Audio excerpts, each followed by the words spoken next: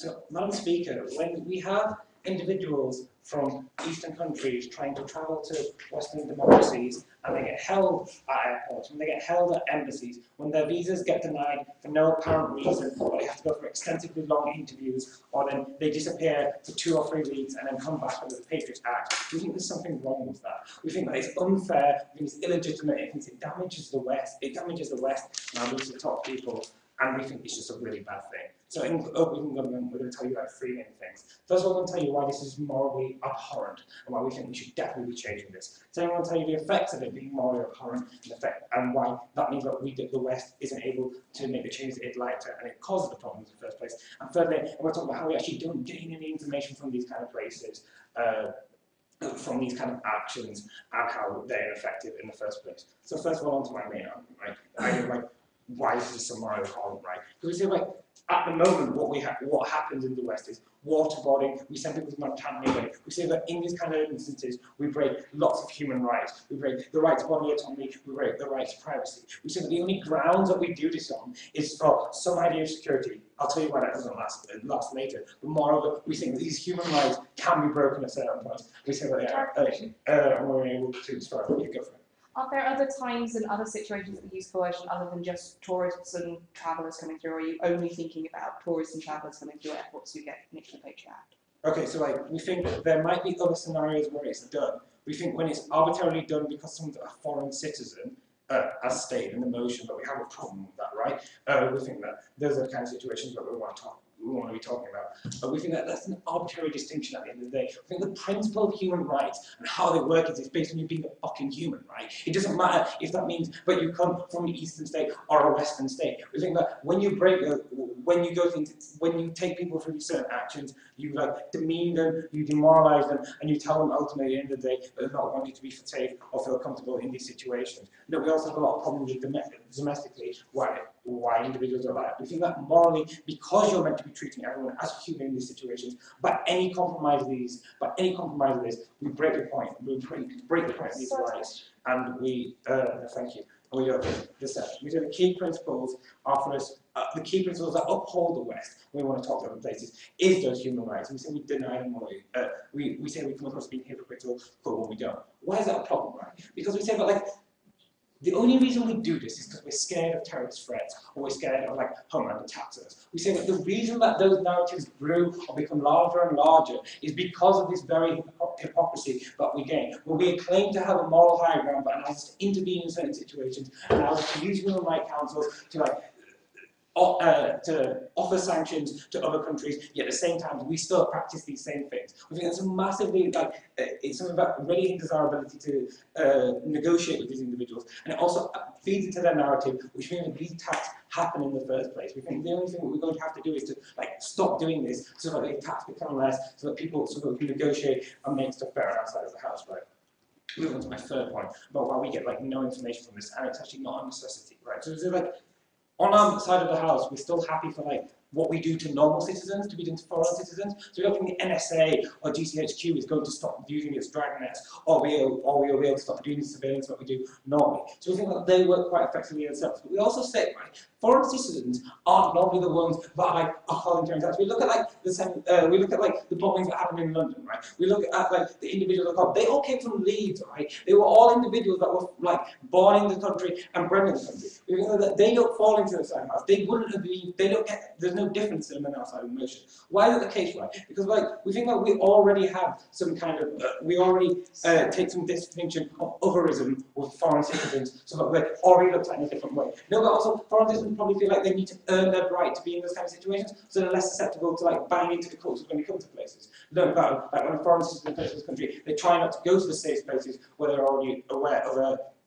when their culture exists, but try to like earn their place as being that US citizen or being that British citizen, so they're not likely to like be swayed into this. But moreover than that, like you need to have a really deep understanding of the systems, or like be quite embedded to get the kind of things that they're talking about in the first place, right? You can't just come as a foreign citizen and be like, oh, I'd like to have some like, I don't know, uranium or Semtex, right? What you have to be is someone that's like well ingrained into like some chemical industry, or working at a kind of or working in some kind of factory that can build up on that can actually go in and get this kind of stuff. We say that also, right, it's ineffective because like coercion doesn't always work, right? Coercion is like falsely, coercion is like can unfortunately be like associated with entrapment, right? We say, but what happens is when you try and coerce someone into a situation where they're not going to behave how they are, you're already putting a bias on them in that situation. We think in those kind of areas, you're trying to push someone to do something really bad and treating them already as if they've done something wrong, just so you can hold them accountable. Why? Because at the end of the day, you can say that you got 43 out of 44 terrorist plots were foiled by like MI6, when actually in real fact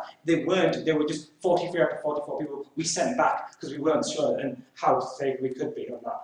Go. Is offering a visa to one Chinese person in exchange for them giving us additional information about something that we require the information of a form of coercion that you find reasonable or not? Okay, so we don't think that's reasonable, but we have to go spy on other people, right? We think the second that we do that, and we say about citizenship, or we say about like, because you're treated as someone different, we want information, then that's a good thing. It's anything that we uphold, right? We think that in those kind of situations, you're just doing arbitrarily, you're still doing morally, arbitrarily deciding that that person, or that citizen is valued more or less because of that, and therefore we can take more information. We don't think that's cool, right? I think that's also coercion in the sense that because you're falsely setting them up to give us information, we're not always certain that information is correct, right? We say that on our side of the house, that information is probably not worth it. There's other means for us to get that information by negotiations with those people and getting more out of them. So because like morally like is just abhorrent that we still do have these practices. Because on top of that, we think that it undermines our ability to like stop terrorism growing in the first place. Because we don't actually get any information from it. It has no benefits whatsoever. For all those reasons, we're really proud of it. Thank you for that speech. I'll provide you your position.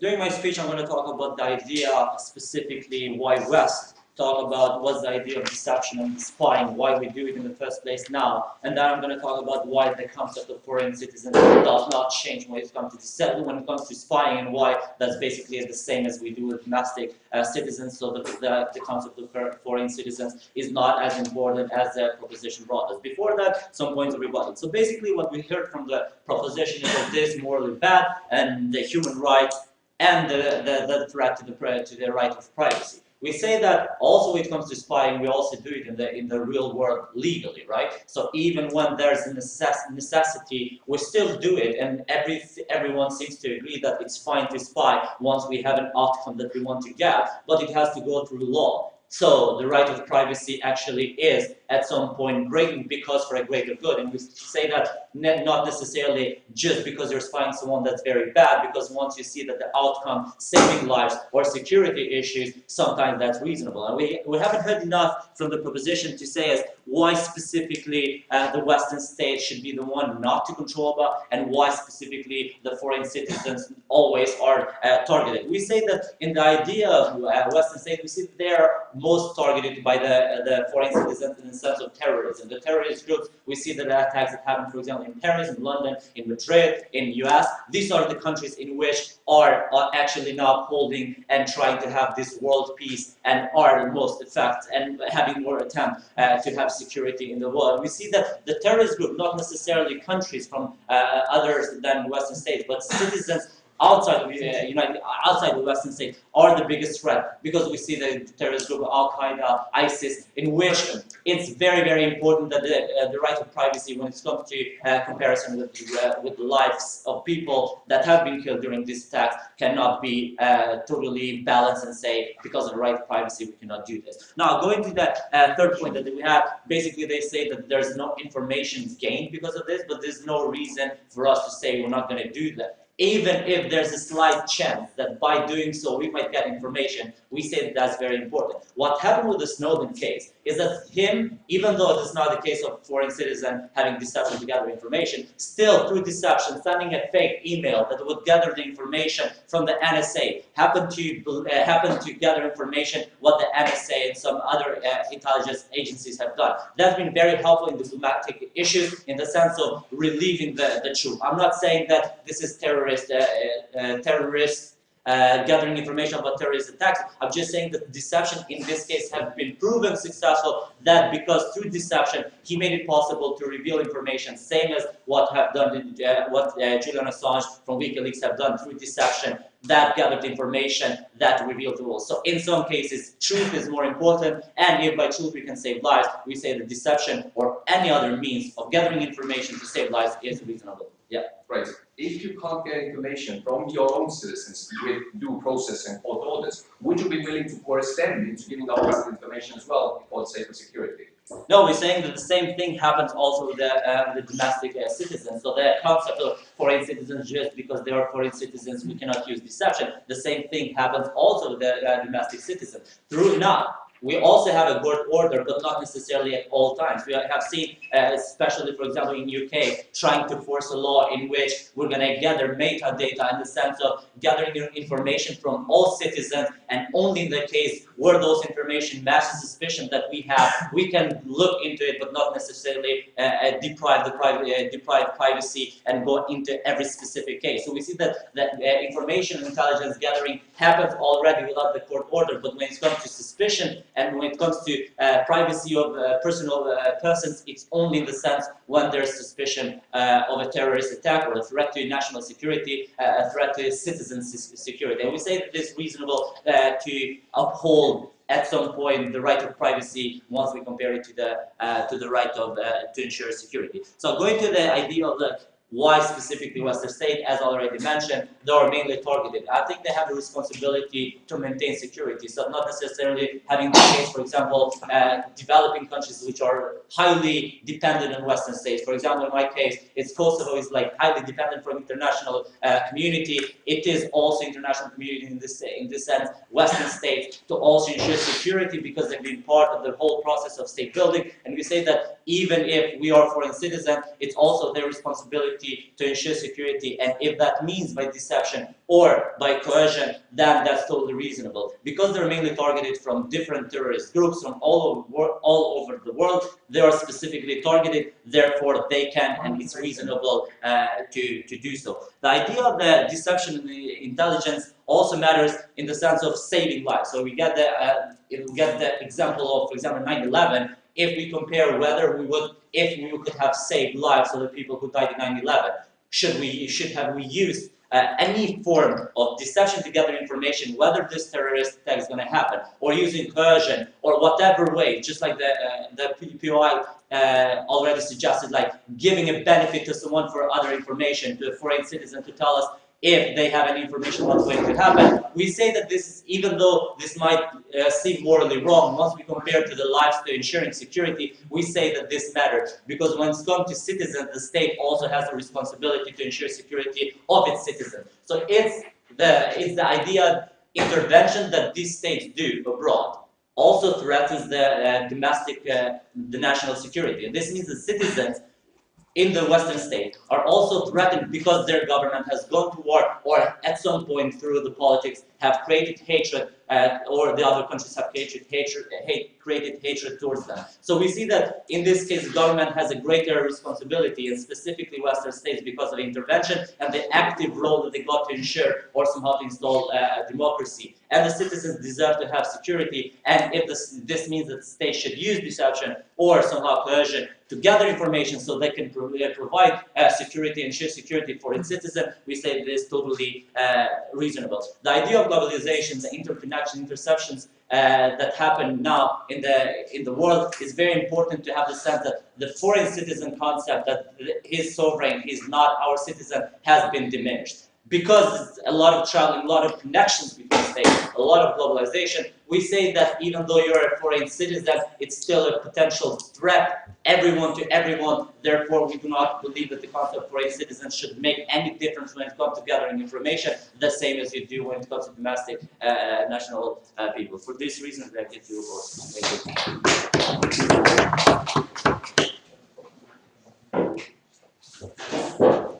Okay, thank you for that speech. Right.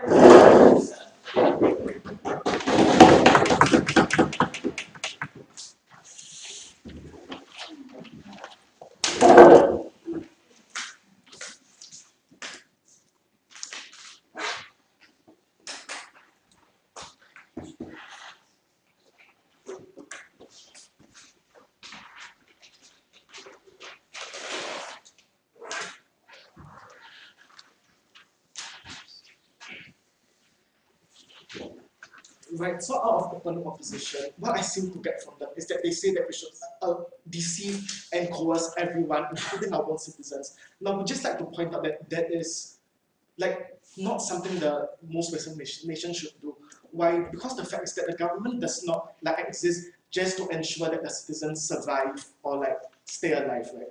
Most of them do believe that we have certain rights, certain civil rights, which are meant to make sure that we thrive in life and are able to go through your life with minimum interference, right? We think that is something that's missing. So what I'm going to talk to you today is about the long-term harm this causes, precisely because it is viewed as immoral, as Abdullah brought to you, and it was completely unresponded from the opposition. 3 points today. Firstly, why it is chasing shadows and extremely ineffective, right? Secondly, how do you stop attacks, i.e. you actually need the cooperation of foreign governments, which is extremely hard to get at the point at which you're coercing and torturing their citizens. And thirdly, I'll talk about the rise of ISIS, which is quite an important actor in this debate, and how this is directly fueling their development efforts, which is damaging for the Middle East as well as the West, right? But before that, I have some points of rebuttal. So out of closing opposition, what we just got is a point of information about offering some additional incentives, right? Firstly, giving someone an additional incentive and a longer visa is not coercion, i.e. coercion tends to imply some sort of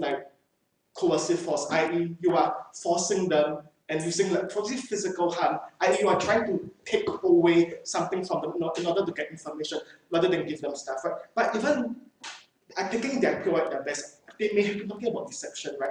And in this case, we do think it's ineffective. Why? Because at the point at which you're offering someone something, it increases the chance that they're going to lie in order to get it, right? We think that is just counterproductive at the point at which your so-called information may or may not even be correct, right? And you have no way of telling.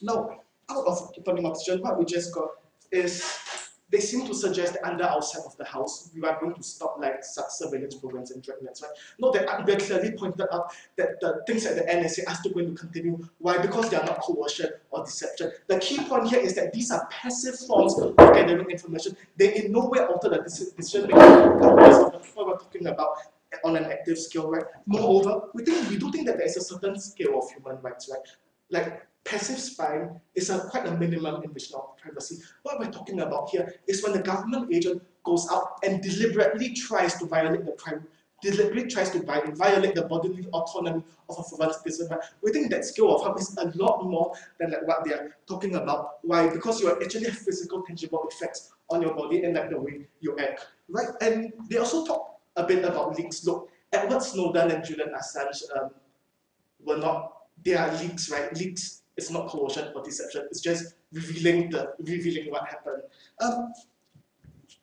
Moreover, on the last point of rebuttal, they talk about citizens and foreigners and why they're the same, right?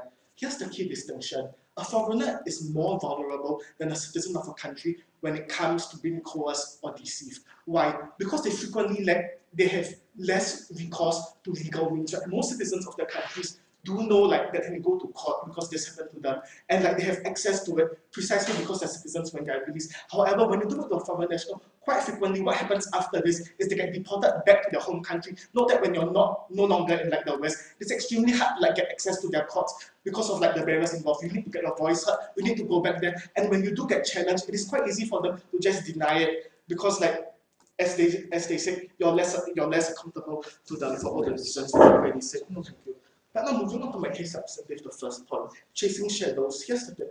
At the point at which you deceive or coerce someone, right, you are actively trying to alter that decision-making framework. Why is this important? Because this implies that the current information you have on the activities is somewhat ambivalent and uncertain, but they may or may not be going, like they can go either way. But at the moment at which you're actively trying to check whether they may pose a terrorist threat, you are making like, you are just making the chance higher. Why? Because most of the ways intelligence agencies do this is to try to like encourage people, if it's deception, to come in and then they catch them. Like you just created your own threat, or in the form of coercion. Quite frequently, after you've been tortured for like 1, 2, or like 6 months, you usually just give in and just like tell them whatever you want just to get it stopped. Right? We think what frequently happens is you're just creating your own threats and just like chasing shadows. Oh, but on my second point on how to stop the attacks, and this is where morality comes in, right?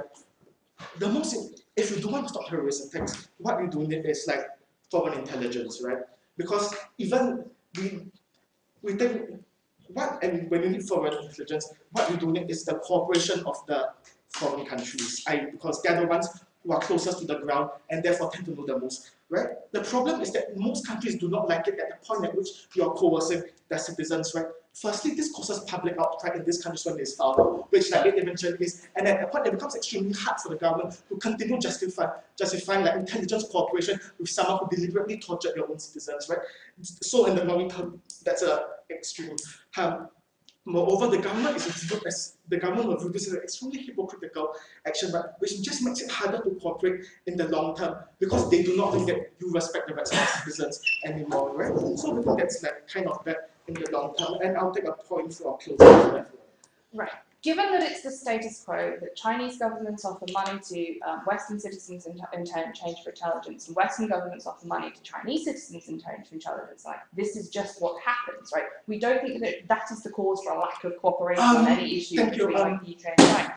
Bribery is not coercion or deception, right? It is giving money in exchange for information. That's like transactional at best. That's just not part of the debate. What we're talking about is the point at which you're but more on my final point on ISIS, right, which just brings everything we've said closer. Why is ISIS important? Firstly, because they're getting massive recruitment from foreign fighters, usually from the West. And secondly, because the threat of returning citizens carrying out domestic attacks is like kind of high, right? But how do they actually recruit people, right?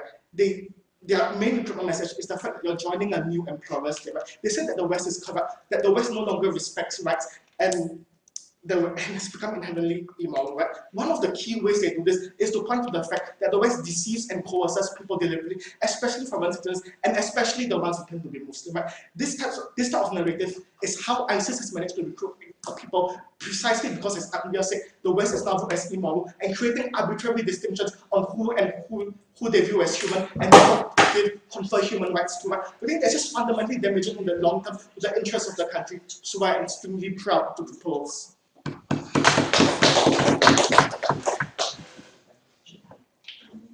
Yeah.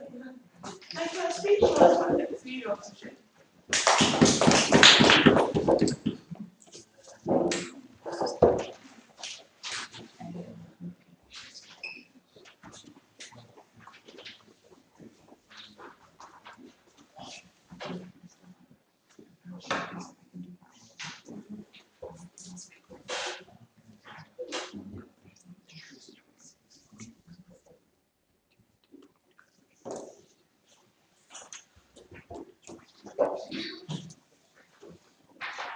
Sorry, shall I start? Madam Speaker, we had a case brought here by the opening government which kind of interacts within the arguments that they brought, and I'm going to point out some flaws that they have within their policy, within their motion, and explain to you that how some of the points that they brought here actually do not make sense. First of all, some points of answering. They have told us during the previous speech, we've heard that we are going to get some long-term harms, and these long-term harms from adopting by keeping the deception and coercion of foreign citizens, and these long-term harms are mostly the increase of hatred that happens within the countries of origin that these foreign citizens come from in the first place. So basically, what happens, what the government is trying to explain to us is that by coercing foreign citizens and the information that comes out of these coercions and these deceptions become globally worldwide available, and when countries of origin see the way that their foreign citizens are treated in these Western countries, then there is a public outcry in these countries, therefore they get their hatred increased.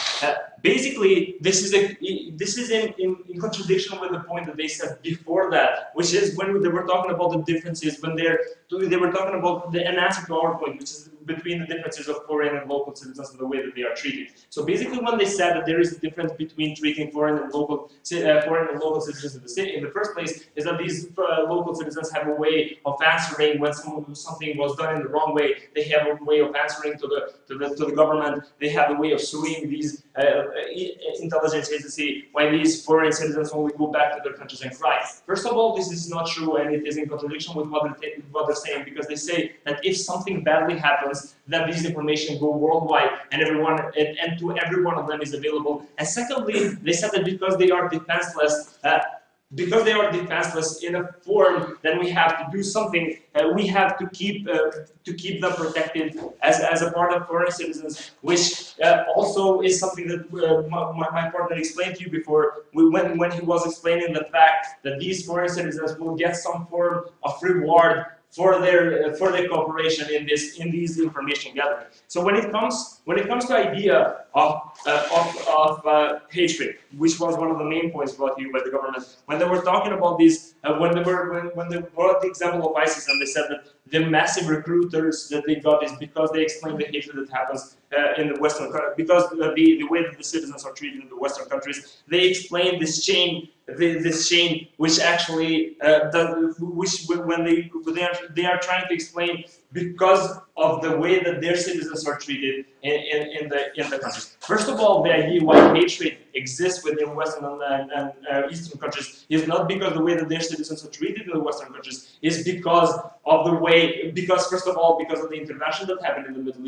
Eastern countries, and secondly, because of the terrorist attacks that happen in these Western countries. My partner explained to you that how these Western countries are a target of terrorist attacks by these Eastern countries. Therefore, they have an incentive towards this information gathering. They have a reason why they want to gather information in the first place from the citizens. So we do not have the need of forging some kind of trust with these foreign citizens in the first place, when there is reason to believe that citizens coming from these foreign countries actually have incentives to hate the countries that they're going to. Before I move on to the next point, I'll take over. Your case of citizen protection relies on the idea that the person you are coercing has vital information or is responsible for terrorism. Why can't you use legal means in your state to actually withdraw that information by telling him he has to do it because there is reasonable doubt that he is involved in terrorism? First of all, there is a problem within that.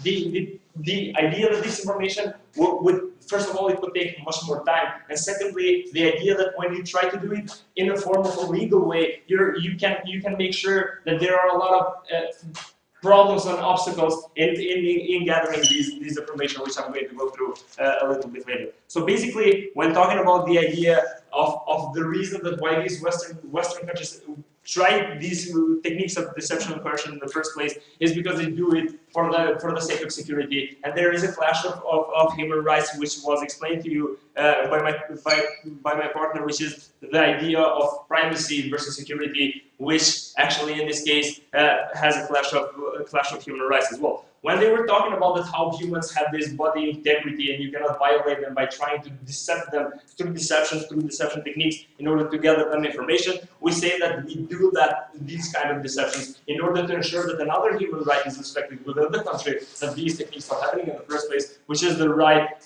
of which is because of security, and because these countries have a reason to use these techniques in the first place. So basically, what happens when there is successful information gathering is that in this aspect, what the country assures is the much needed information in order to secure that the national security of that country is being upheld in that country. And basically, when citizens go through this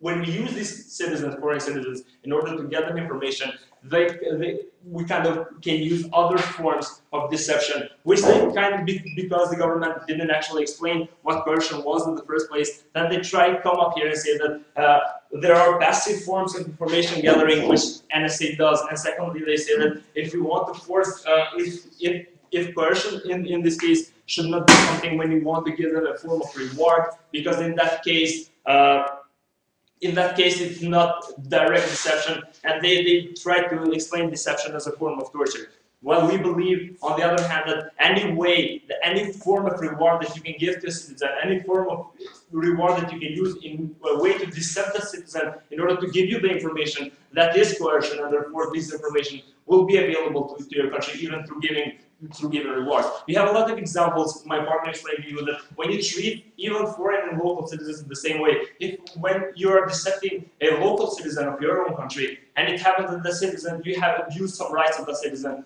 maybe you have kept him in jail for a year, which was a mistake, then there are forms that the state rewards the people for whom their rights were violated with no reason. So basically we say that when we actually abuse these foreign citizens in that way, that we break their rights and we gain nothing from them, there are forms of rewards for these people. While if we abuse these citizens and we actually get some very valuable information, then this means that the country has made the job of national security available. We believe that because there is indeed, and the state is held responsible, if anything happens within the country, it has the right to violate the privacy of its citizens and foreign citizens coming to the country. Thank you.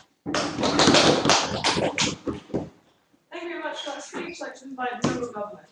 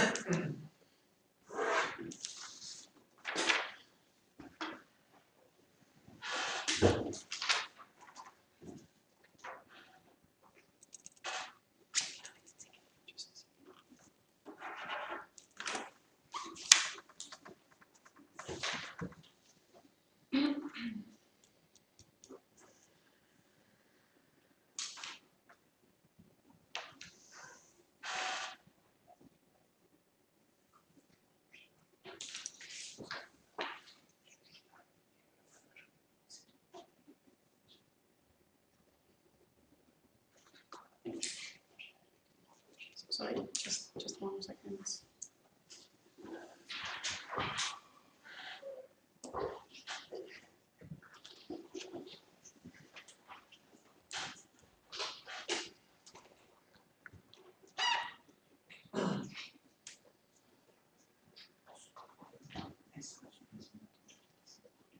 We want to be very clear about what we're speaking about. I'd like to just clarify that we think that we're not speaking about the cases of spying, because we think that spying is a situation in which we, overall, in massive ways, spy on people. We don't think that we coerce them or deceive them. That's A. And we secondly think that we don't target people individually, which is a very important difference, why we don't think that spying is the case. We secondly think that money and transaction is not the case, because you're not coercing people to do that, because coercion is a situation where you have no choice, whereas in a transactional situation, you can decide not to take money and still enter the country. For example, we think that's why this is not a case that we're also speaking about. Secondly, thing that I want to clarify is that we're not speaking only about cases where there is a potential terrorist, we need to curse those people because they're bad. We're speaking about massive accounts of people who most of them have never done anything, who never even know anyone who's done anything, but we still check and coerce them because we don't know. Because, ladies and gentlemen, it's a cases where we do not have reasonable doubt to believe that these people have done anything. That's why we don't use legal methods, and we proceed to that to be problematic. I have 2 points of rebuttal after which I want to tell you 2 things. I'd firstly like to speak about why we don't coerce people to begin with, our own people, whether it is the stance of the upside or not, and they have been very clear on that. And secondly, why we think that same principle, why it very specifically applies to people who are also from foreign nations, even if you don't believe in the idea that we should treat all people equally. Before that, just a little bit about rebuttal. The opening up speaks about how we need to do a lot of things because the citizens were in danger and we need to protect them. And we agree that, you know, citizens might be in danger in some circumstances. We think that, you know, after 9/11, we wanted to do everything as well. All of the people were okay with going and intervening in any kind of place and also surveillancing everyone because they were tremendously affected by what had happened. That was an emotional position. We don't think that that necessarily is a rational point. We think that if we have a situation where we need that information, then and it actually is a situation, then we can do it legally like we do it with all criminals and all crimes. We think that we have a system in order to have an ideas of, you know, prosecuting people, of knowing whether they've done something wrong or right. If they try to prove us that terrorism is a like separate case from that, then they need to prove that it's a separate case, not simply say that people are in danger. We think that it's not. We think that we initially thought that was, and we had Patriot Acts and all of these horrendous things, tortured people. But we think that these things have changed. Even the US have changed the Patriot Act to go further from those ideas because we don't necessarily think that terrorism is different. We think that a lot of these choices were made by emotion. We don't actually think it's different. We still need due process by that. And lastly, when we asked the POI about why not do that legally, then they said that it would take longer and it's not that efficient. But why would you use coercion legally then? We still don't use it, even if they see the coercion as such an awesome method and it gives us so much efficiency. We don't do it, and that leads me to my material about like, one point about before that, sorry. They speak about how people will get rewards, and that's fine, like even if they counteract with the whole idea of how these people get harmed and then they get rewards. We don't really like think that it's still fair. We give rewards to people who are wrongly prosecuted for 20 years in prison. The only reason why we give rewards is that we cannot really give those 20 years back. That does not mean that it's in any way proportional to what these people have lost. The same with coercion. People who cannot enter the country need to leave their families, etc., etc. Now my material. So firstly, let's look at why we overall don't coerce people, our own citizens or people like generally, why we think coercion is a wrong idea and deception as well. We think that we ultimately have a due process, and we acknowledge that there are people and we acknowledge that there's a situation where we need to counteract, but we have a process that we've figured out in order to do so. Why that is so? In order to grant people with the rights, but also their protection. We think that the reason why we don't have police states and cameras in every home and why we don't coerce every person into doing things is because we generally take the principle that people are good and have not done anything wrong. That's why we don't go to people on the street and make them tell us everything, because if we would do that, then that would violate their rights too much, and most people even statistically have not done anything, and that would not be proportional to that. We think that the due process gives us 2 points of proportionality, which is important. Either point of proportionality about the ground, in the sense that you need to have some kind of reason why you would make people in a bad situation. We think that we're speaking in this debate about cases where we don't actually have them. The massive amounts of people who are being coerced or deceived simply because of the fact where they come from is not a ground enough for them to be subjected to a situation out of due process. Second part of proportionality comes from the idea of what we inflict to these people and what they've done to do so. We think that they haven't done anything, so it already seems proportional, but furthermore, we inflict them the very clear harms. We put them in a situation where they, for example, have to sell out their family, sell out their friends, or not be allowed to a country where, for example, their daughter is in. I think that's a situation where you have very tangible harms for doing absolutely nothing but being from a certain country. So we think that coercion into that reason is wrong. Second reason why we think that we don't need, for example, in our states, most states have the idea that you're not obliged to testify against your wife or husband, for example.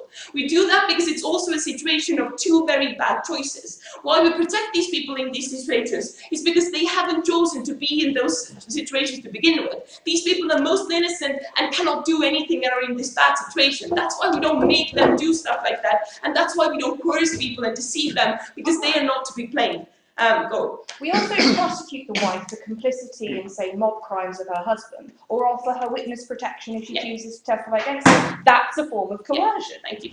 We offer them witness protection if they choose themselves to testify, that's fine. And we prosecute them if they know about stuff and haven't like done crimes in some circumstances. But ultimately we think that we allow them the situation of not choosing to like wreck your whole life. We think that's important. Now, why we necessarily, we think that we don't really do all of these things to foreigners because we think that people are equal and we shouldn't subject them to different things. But two very important reasons why we don't do that necessarily as well. We think that if these people enter our territory, then these people are subjected to all of the laws that apply to us. But all of the laws and obligations correspond to specific rights. The specific rights which are different than the balance of how we grant rights and obligations different in all states, but it creates the idea of a perfect life where you can like be secure but also have liberties. We deny these people with that principle because we take away their rights because they don't really get them anymore. However, they still need to have the obligations, which means that they cannot have a humane and worthy life in our state. And lastly, we think that overall, if we do these things to our states, then ultimately these other states will do them to our people. So ultimately, by not coercing and deceiving people, we're actually protecting our own citizens. That's a good idea as well.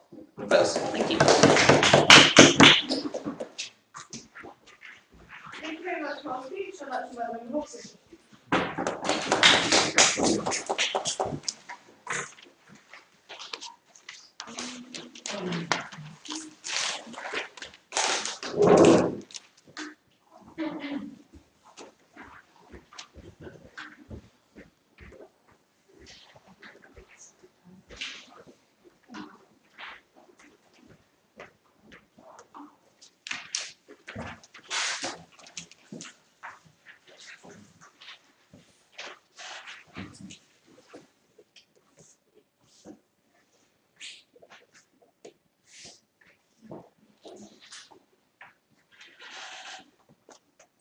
Chair, I'm going to talk to you about a couple of things today. I'm going to talk to you about what coercion is and what that word means, because we think that's important. I'm going to talk to you about a range of times when we might use coercion, when we might use deception, and why those are valid methods and probably the only valid method in that circumstance.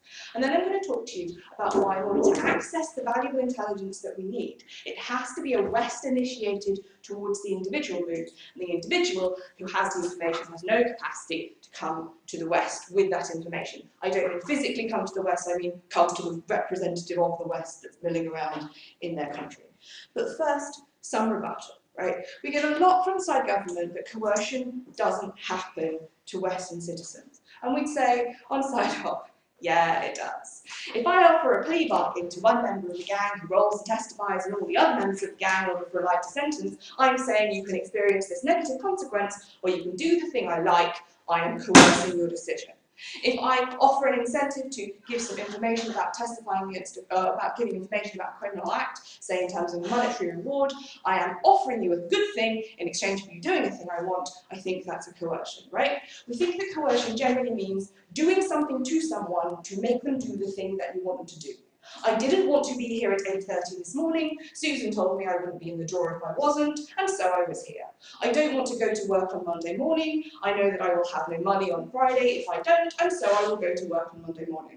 These are all forms of coercion. We think they're covered in the debate. We think them standing up and saying, no, we're only talking about violence, is like not a reasonable reason to constrain the debate. Like they haven't told us why our other forms of coercion aren't good. No, thank you. You had chance, you had POIs. Right. So then we have like, well, the people that we're like dragging off the land at Heathrow don't have the information that we want. Fine, we will be more careful about who we drag off the line at Heathrow, right? We don't think we need to check everyone from Colombia in case they all have drugs. We think we can use fairly rigorous forms of intelligence. They're willing to concede that because they're willing to spy on them using like Dragnet. Then they say we don't get valuable information in this way. And at that point we say, well, let's think of the value of human intelligence. And at this point I'd like to draw your attention to the war on drugs. Because the manufacturing process of drugs, say marijuana in South Africa and Botswana, or ecstasy through Ecuador and Mexico, like that's not on an email trail. That's not electronic. That's where in this specific bit of forest is that particular factory right now. Only local people know. Local people have a massive incentive to not tell the Mexican or Ecuadorian or South African government where those particular farms and factories are. If we offer them A, protection in terms of future security, a form of coercion, B, protection for their family, C, relocation to the West, and D, like extra money. We think that they are more willing to come forward and like tell us things that we need to know in order to protect our citizens, no thank you, from the direct harm of taking cannabis or ecstasy that makes them become very unwell, dead, or just like not happy, right? We think that happens. Go. Right, if a person wants protection and doesn't like the drug gangs, for instance, and we're offering it to them, and they will have no repercussions of not taking it, it's not coercion by definition, it's just offering another alternative to make decisions. Right, but at the moment, the person doesn't want to come and give me that information. Because if I come and give you that information, I as an individual am at massive risk from the drug gangs, and this is going on to like, actually bizarrely, point number 3, but let's like defect to point number 3 with the power imbalance, right? So if I as an individual have information that you as the Western government need, I don't necessarily know who I'm supposed to approach with that information. Now, in the Mexican drug situation, I think I'm responding to the previous one, I might be able to guess that it could be a local police officer, but there's a strong chance that he's corrupt. If I'm in an Eastern government, like a Far Eastern government, and I have, say, business or technology intelligence that I wish to share, I don't know who in the embassy I'm supposed to talk to, because I don't know which one is the intelligence officer and which one is generally like the arts attaché, right? So the Western person has to be the one to approach either the Chinese businessman with the technological data, or have like some way of approaching the individual Mexican citizen. Because the cost to those individuals of getting it wrong is so high that they won't do it on their own. The cost, we think, is in terms of status, in terms of like potential death from the gangs, in terms of like all sorts of bad things that we don't think we need to necessarily span out, right? So no thank you. So we don't think we get access to that information if we require it to come bottom up. So it has to come top down. And then if no thank you, I'm still responding to your partner. If I then give the information to the person and then go back to my home in the Mexican village or back to my like job in the Chinese embassy, and I don't have some form of ability to become future secure or future protected or have that monetary incentive that we've offered through the coercion to like make that person do it if they didn't necessarily initially want to because we need that intelligence. Right? They weren't thinking, oh, I will go and have this chat on my own because I'm such a massive moral individual. Some of them exist, but most of them don't. We have to use some form of force. If I don't offer them some protection, there is no reason for them to do it because they know that the consequence otherwise is like, if I tell them, I will go home, I will die, and my family will die because the Mexican drug lords will kill them, right? We think that that's reasonable. So, continuing to run the gospel, I'm sorry, this is turning into a slightly chaotic speech, right? They say that there are moral objections to torture. Opening says like that there is a cost-benefit analysis, and like we're quite willing to buy into that. And then they say that foreign people have less access to legal means of recourse in these situations. And we say, well, quite frankly, these foreign people often aren't in country. Like, the Mexican villager is not in the West. We can't use our legal methods. The Mexican villager who has the information about where the thing is in Mexico. And we think we need to use, no thank you, we need to use that coercion. Then they say it's going to cause a negative interaction between governments, and we say it's the status quo. We say that look at the way this is working in South Africa already, it's encouraging cooperation, no thank you, between us and South African government. But then let's get back to point 1, which is now point God knows what, like types of coercion, and why different types of coercion are reasonable and should be covered in this debate, right? We think that any action that influences another person to do the thing that I want them to do, that they otherwise wouldn't do, and that otherwise is probably not in their best interest, is a form of coercion. We think sometimes we have to compensate those forms of coercion in terms of offering future security. We think sometimes we dangle visas in front of people in Iraq so that they become translators for us. We think sometimes we offer like large sums of money to people willing to sell us information that we need. We think we need that information for various reasons, like I've told you about the war on drugs and openly I've told you about the war on terror, right? We think there are specific circumstances where deceiving and lying are mandatory and necessary. And at this point, we're thinking about, to go back to the terrorist example, undercover agents planted within ISIS, right? We have no way of accessing that information from ISIS without having like a little pretend ISIS agent who is going around actively lying to every single person that he sees at all times, right? They met that out by saying like lying isn't allowed. They didn't met that out, they defined that out by saying like lying isn't allowed. We think that at that point, lying is necessary in order to have information about what's going on. We think we lie to our own citizens. We think we use plea bargaining as a form of coercion. We oppose. We are opposed. Thank you for that speech. I'd like to invite the wit.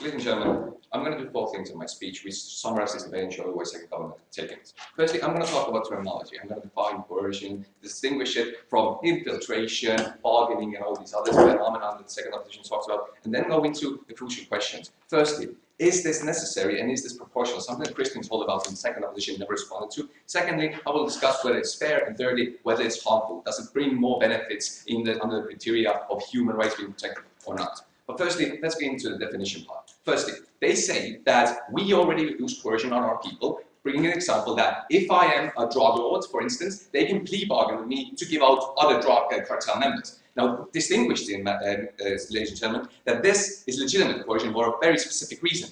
We have that person has made an active choice of already breaking the rules of that country, which does not allow you to be a drug cartel owner or a dealer, basically, meaning that your active choice has put you in a position where the state can legitimately prosecute you, right? So in that position, it's completely legit for the state to give you also another bad option, for instance, give out other members, but receive a lesser sentence. Notice, and the importance of this is that either one of the bad choices is legitimate because of your active actions, and that is not the case. For instance, if I just happen to randomly be born in a Middle Eastern country that has been stigmatized by your random Western states foreign policy for a decade, and then I just want to travel to see my family in the United States because I finally got enough money to go there, and then I'm not allowed on the basis of my random birth. That is not equal. Secondly, they say, well, but locals don't want to give us information on drug cartels, and this is something where we offer them protection, hence this is coercion. That is by definition, again, not coercion, because we are not putting them in too bad position.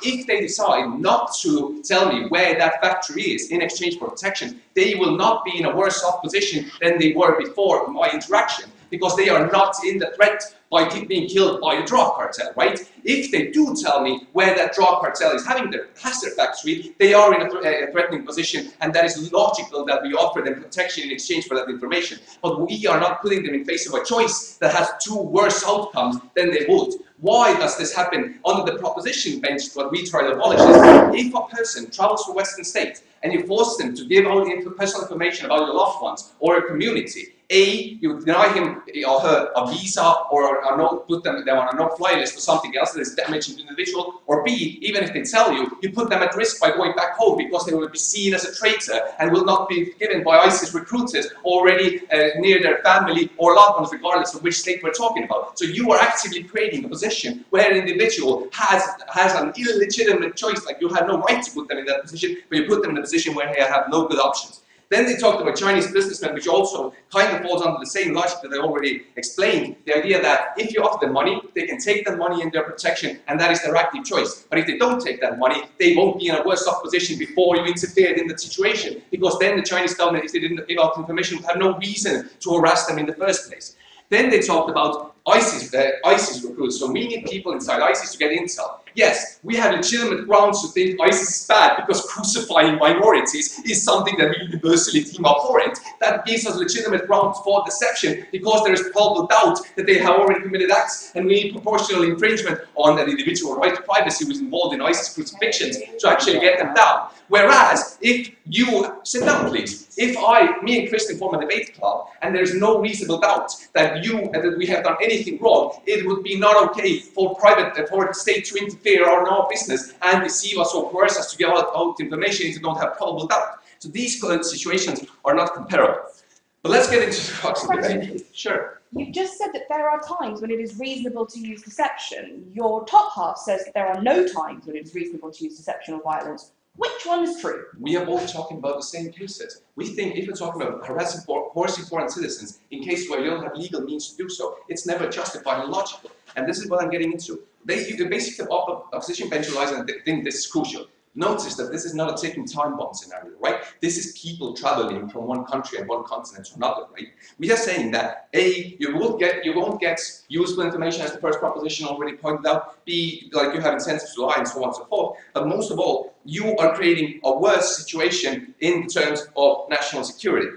Now, why is that? It's basically because you are doing something unfair to them, and that is creating a moral precedent. Although the opposition wants to talk about foreign citizens per se, we are also more and more cracking down on people who are citizens of the Western countries of ethnicities, of foreign ethnicities, right? Why is that so? It's very easy because you create a moral precedent. The more people feel that threat, and they are increasingly feeling that threat because we demonize terrorism and blow it up as a big thing, right? They are able to then mediate between moral absolutes. If you have a very strict idea and moral grounds on your state that you will never infringe individual rights, that line is much harder to bend when, in comparison to situations where you have had precedents that in cases of some arbitrary security, whether it's liberty cases, on basing or basing on ethnicity, it's okay to bend. We create a precedent in which you can attack personal rights. This is the disproportionate infringement on two grounds that Kristen told you. This is on the grounds that you have an assumption to infringement and they have never proven to us why a person who is of certain ethnicity and traveling to see their family, whether it's in the Middle East or at the United States,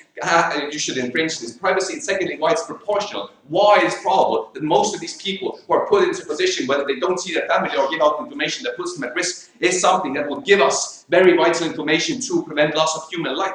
We do not think that in most cases that is the case, and we defend the idea that it's better that one guilty person walks free than that we jail 10 innocent people, right? And that is the general philosophy that the Western states are built upon and we support. Why is that fair? That is fair because individual rights are the premise of why we need states in the first place, right? We have the system, if we have systematic infringement of state into individual lives, we demolish that principle. We only need states and rights so we can have our individual autonomy and self-actualization. But if that self-actualization is abolished by the idea that each and every one of those rights is constantly infringed on the excuse that something bad might happen to another person, that overall overrides the idea of why we need rights in the first place. So we think that even if, and they have not, they proved to us that one more terrorist attack will happen, that does not overweigh the harm of systematic harassment of citizens of foreign countries and all ethnicities, right? So what we are saying is, because that will radicalize them, and that feeds into the ISIS narrative, which is that Western states are hypocritical. They mouthwash your religion. They think you are lesser, meaning that if that person even before wasn't radical, now if they see that is true and is denied access to his or her family or homeland,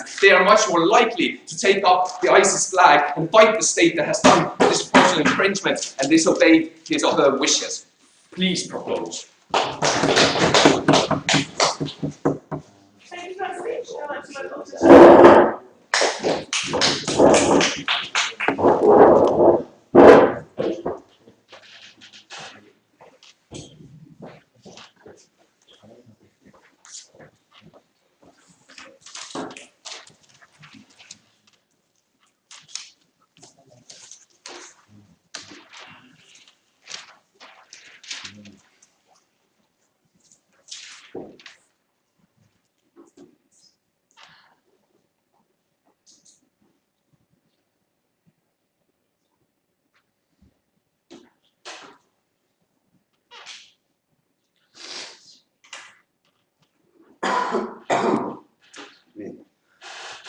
Okay, so I'm going to read basically three main points of clash today in this bit, which is, basically, does the information we gather work and is it useful? Why is coercion sometimes necessary and why is it effective? And why is deception sometimes needed and why is it effective? First thing first, are just like some issues I have with the previous speaker's case, where he literally says, well, sometimes it's okay to use coercion.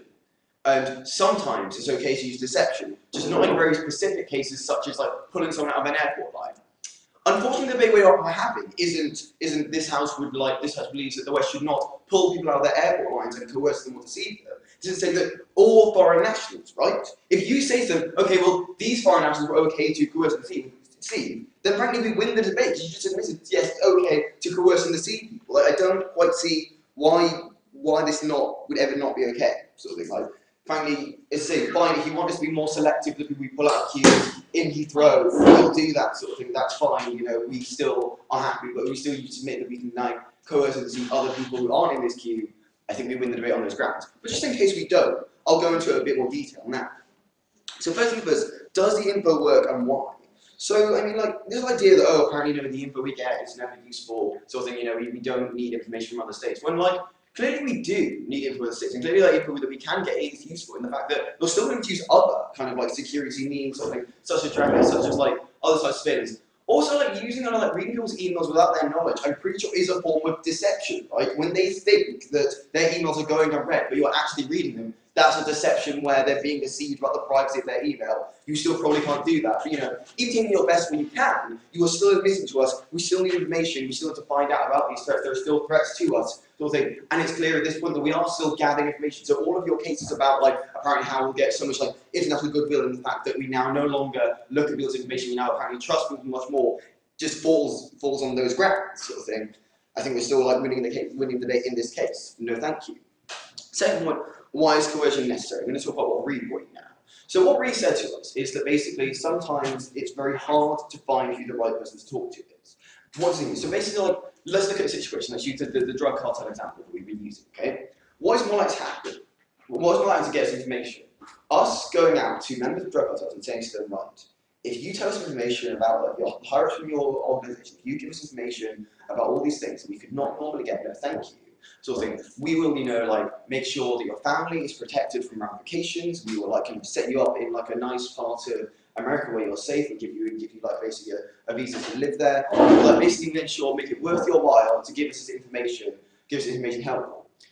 Is it more like to for us to get information from that, or us just waiting around, kicking our heels, and expecting magically some person in a drug cartel is already out getting like relatively high amounts of money, and they're probably still maybe concerned about the danger they're in, but ultimately is kind of like things to suddenly have a crisis and can't just go, you know what? I'm going to risk imprisonment. I'm going to risk being killed by gangs. I'm going to risk corrupt policemen catching me. I'm going to like risk all of these things and try and hunt down exactly the right person in the organisation to go and talk to and ask and offer my help to them. And then but then it's been told to us and it's been made very well known that apparently the West doesn't use coercive deception, so it's unlikely I'm actually going to get any reward, I'm necessarily going to be saved. But I'm still definitely going to come forward at that point and tell them information. Strange enough, I can't see this happening. I'll take opening and tell me why. Okay, so the negotiation you talk about, first of all, isn't coercion and deception. But more than that, why are we unable to provide safe spaces for individuals to talk about, such as like the visa interview room on our side of the house, so that we can have these discussions with the correct officials? I mean, I'm sorry, like, throughout this debate you kind of keep saying to us, oh, it's not coercion, you've never fully explained why it's not coercion, you kind of said, oh, well, it's a transaction, oh, well, it's bribery sort of thing. Like, we've explained to you many times, we've given you many examples, and we've literally given you the definition of coercion. That's what Reed did in her speech, saying that coercion is when you are given incentive to do something that you would not normally do, sort of thing. Frankly, just kind of repeating to us, saying, well, it's not coercion, and it's not engagement, it's just basically you just like trying to ignore our material that we're giving you. That's not how debating works, and thank you. Okay. Third point, deception is used as something that has not been talked about that much in the debate until Reed came in, and it's something that is still very important. So, Reed told you that when we have things like ISIS, when we have these organizations in other countries that unfortunately we don't know much about, actually don't use many kind of digital medias or use the internet to transfer information, because frankly it's quite stupid, because ultimately you're not going to get much information, so we can't get the information that apparently we get, and that's our house with their dragnets and stuff. Generally what we want to do is put in an undercover operative, or put in someone who can talk to them and try and get information from those people without their knowledge. It becomes far harder to do that when we are suddenly not allowed to use deception, and operatives, first thing they have to do, rather than trying to get themselves ingrained into the system, try and go through, try and talk to people, try and make contacts within that, because they have to, and unfortunately, yes, deceive them in not immediately telling them who they are and why they're there. Suddenly that becomes a lot harder when their first action now has to be, oh, I'm an American operative, I'm trying to get information about ISIS. Strangely enough, I don't think that many people are willing to talk to them, strangely. And so what then happens? Well, what then happens is that we don't get information. We can't get any information about things like ISIS, which I think is probably going to cause a lot of people to die. And when we can't get information about how to deal with it and how to challenge ISIS, and even to get information to give to other groups who are going to be innocent parties, and possibly if you know ISIS are moving into a certain place and you can get information to that place and try and get people to make themselves safer, that's probably a good thing. No, thank you, sort of thing. But even then, just getting information that's even personal just to your country, when you want to get information about future terrorist attacks that could save many lives, frankly, we think this is a good thing that you can get alongside the house by, unfortunately, yes, deceiving a few people who are part of a pretty horrific organisation, sad times, but ultimately we believe that them being a bit deceived and being a bit silly because the American tricked them is a bit better than having to explain to hundreds and hundreds of people why their families have now been killed, why lots of people are now dead, why ISIS is still going on, we still know nothing more about it, just because we're not willing to deceive people. So, as I say, down our entire side of the house, we've given you examples where coercion and where deception are useful. We explain what we mean by coercion and deception. We explain why the proposition just kind of like saying to us that's not coercion isn't true. We explain why it is coercion. We explain basically. The government have told us that there are specific situations where using coercion and deception are okay. I outlined those to you. Frankly, I think on all of those grounds, we think we have to win the debate because ultimately, the government have not told us why it is effective to stop using coercion and deception.